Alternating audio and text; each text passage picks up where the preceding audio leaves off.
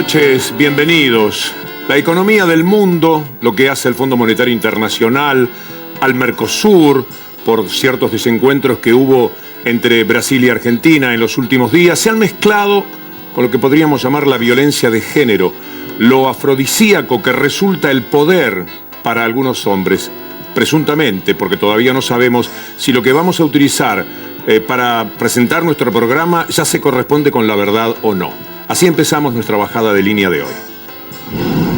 This is a Fox News alert. The head of the International Monetary Fund under arrest in New York this morning. Prisão de dos homens mais poderosos do mundo, chefe, o número 1 do FMI.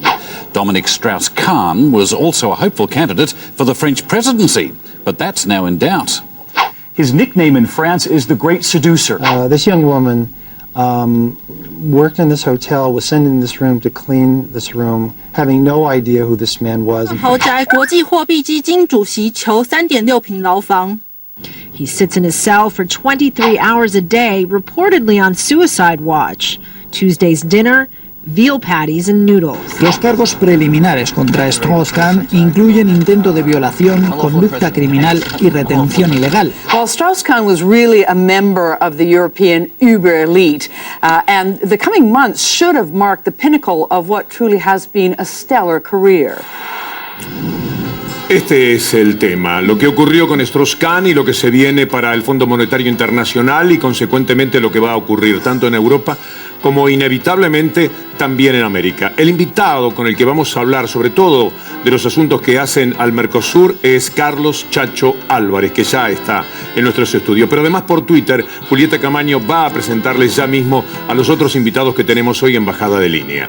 Buenas noches, Víctor Hugo. Buenas noches a todos. Ya estamos aquí con el Twitter encendido en @BDL Víctor Hugo. 3 invitados tenemos en el día de hoy. El primero es el señor Eduardo Amadeo, que ya saludó. Dice escuetamente buenas noches, el diputado nacional por el peronismo. También estará con nosotros tuiteando Sergio Abrevaya. Ya saludó, dice hola Víctor Hugo, gracias por invitarme, dice el diputado de la ciudad por la coalición cívica. También tendremos con nosotros a Francisco Tito Nena, que también saludó, dice buenas noches a todos, gracias por la invitación a debatir en tu programa, dice el diputado por la ciudad de Encuentro Popular para la Victoria. Todos ellos tuiteando en @BDL Víctor Hugo.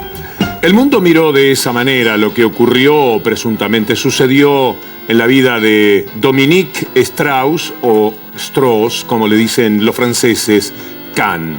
La mirada francesa es muy particular. Millones de franceses, incluidos algunos amigos argentinos que viven en Francia, están muy del lado de Dominique Strauss-Kahn. No aceptan la idea de la violencia de género. Piensan que hay una especie de confabulación en todo esto. Difícil demostrarlo, porque habría que pensar que Sarkozy ha conseguido convencer a decenas, por no decir cientos de personas en su camino para urdir esta confabulación. No obstante, esto es lo que se piensa y lo van a ver a continuación en Francia, incluyendo voces como las de Ségolène Royal, que es del mismo partido de Dominique Strauss-Kahn y que fuera candidata a la presidencia en Francia. Il y a une partie de son tempérament et de sa personnalité qui ne cadre pas avec ça. Je ne le vois pas comme un homme violent. Je ne l'imagine pas forçant. Et ça, c'est ma conviction. Si les choses se sont passées différemment, je tomberai du placard. Je ne le crois pas. Monsieur Strauss-Kahn est entre les mains de la justice américaine et je n'ai pas à commenter cela. Mais je suis profondément attristé. Je voudrais simplement rappeler qu'il n'a pas eu encore la parole de la défense. Et c'est vrai que la procédure américaine est très différente de la procédure française. On a vu des images d'un homme comme s'il avait été condamné. N'oublions jamais que ce sont pas seulement les juges qui sont élus, mais les procureurs qui sont élus, mais les chefs de la police qui sont élus. Et qu'évidemment, par rapport au public, montrer qu'on traite ainsi un homme puissant et considérable, en présence d'une victime qui, elle, est de conditions très modestes, électoralement, c'est bien. Je regrette que les médias français n'aient pas choisi de respecter la loi qui est la nôtre, la loi Guigou de 2000, qui impose qu'il n'y ait pas d'image humiliante et dégradante pour quelqu'un qui est, encore une fois, protégé par la présomption d'innocence. Nous, tout ce que nous demandons, c'est que les règles du jeu soient respectées et pas qu'on traite à l'évidence en coupable devant le monde entier, médiatiquement, un homme qui, je le rappelle, a dit « Je suis innocent ». Je suis très en colère. Tout ça est absolument répugnant. C'est absolument dégueulasse. Cette chef d'accusation, au fond de vous-même, est-ce que vous doutez? Parce que je doute de quoi? Attendez, vous vous foutez de ma gueule? Je doute de quoi? Vous croyez que je pense une seconde que j'aurais été ami si je croyais que Strauss-Kahn était un violeur compulsif, un homme de Néandertal? Tout ça est grotesque. Monsieur Bernard-Henri Lévy qui ose écrire quand même qu'elle n'aurait jamais dû rentrer seule dans la chambre.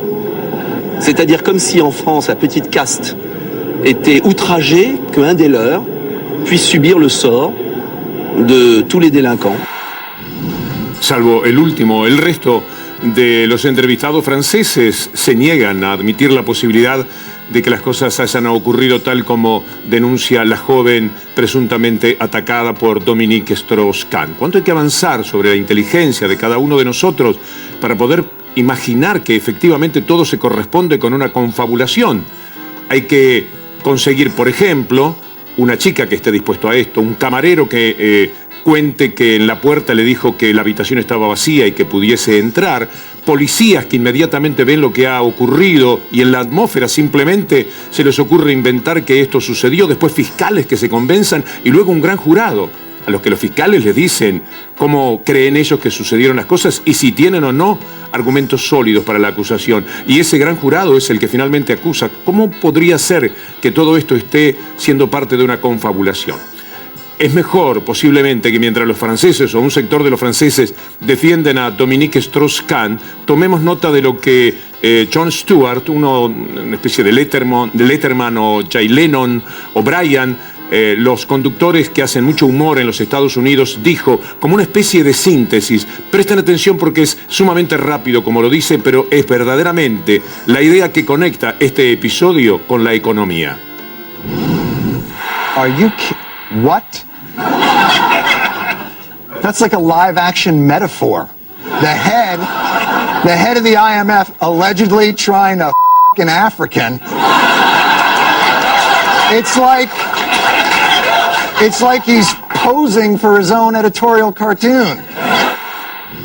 Es así, pero hay quienes no lo quieren ver y, como les decía, hasta amigos argentinos que tenemos en Francia se mostraron un tanto escandalizados. Por ahí en algún momento a mí se me puede haber escapado en radio decir directamente lo que pensaba de la situación. Uno tiene que usar la palabra presuntamente, pero les quiero confesar que es un acto casi hipócrita en el cual uno trata de cuidar las formas porque después eso se puede volver contra uno en otras circunstancias.